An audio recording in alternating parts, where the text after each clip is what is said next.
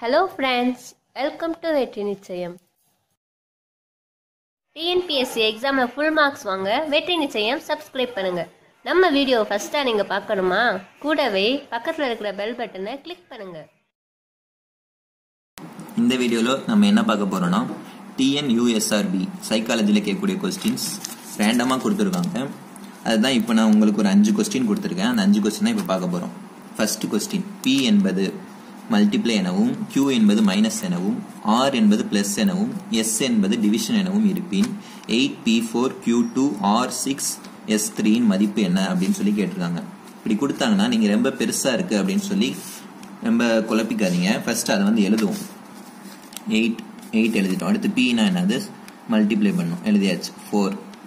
4 எழுதிட்டோம். அடுத்து வந்து Q மைனஸ் 2 எழுதியாச்சு. R னா என்னது பிளஸ் எழுதியாச்சு. அடுத்து 6 எழுதியாச்சு. S னா டிவிஷன். அடுத்து 3. ஃபர்ஸ்ட் நம்ம இப்படி இருக்கனால எதை முதல் பண்ணணும் அப்படின்னு சொல்லி நிறைய பேருக்கு குழப்பம் வரும்.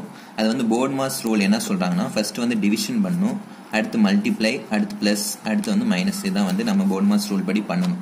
ஃபர்ஸ்ட் இங்க பாருங்க 6 இதான் டிவிஷன் தான் ஃபர்ஸ்ட் பண்ணுவோம். இப்போ இதை கொஞ்சம் பிரிச்சுப்போம். 6 3ஆல வகுத்தோம்னா 2 எழுதிட்டோம். அடுத்து வந்து இங்க 8, அடுத்து மல்டிப்ளைக்கு வரும் 8 4 இது தனியா பிரிச்சுப்போம். 8 4 மல்டிப்ளை பண்ணோம்னா 32.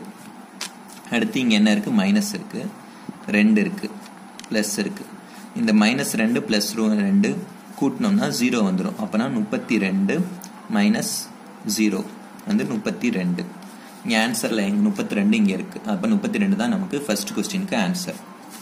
அடுத்து கீழ்கண்ட எண் வரிசையில் தவறான ஒன்று என்னன்னு சொல்லி கேட்டிருக்காங்க. 8 27 64 100 125 216 343 அப்படின்னு சொல்லி கொடுத்துருக்காங்க.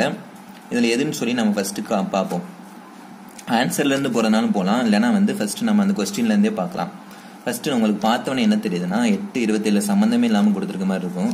ஆனா வந்து நீங்க நல்லா பாத்தீங்கன்னா தெரியும் 8 வந்து என்னன்னா 2 ஓட கியூப், அதாவது 2 × 2 × 2, அதாவது 2 3 தடவை மல்டிப்ளை பண்ணாதான் 8. அடுத்து வந்து 27ங்கிறது வந்து 3 கியூப். அடுத்து 64 4 கியூப். அப்ப இங்க என்ன வரணும் 5 கியூப்னா 125 வரணும். இப்ப இந்த 100 வந்து சம்பந்தமே இல்லாம வந்திருக்கு. அப்ப இதுக்கு ஆன்சர் வந்து 100 தான் வந்து இதுக்குரிய ஆன்சர்.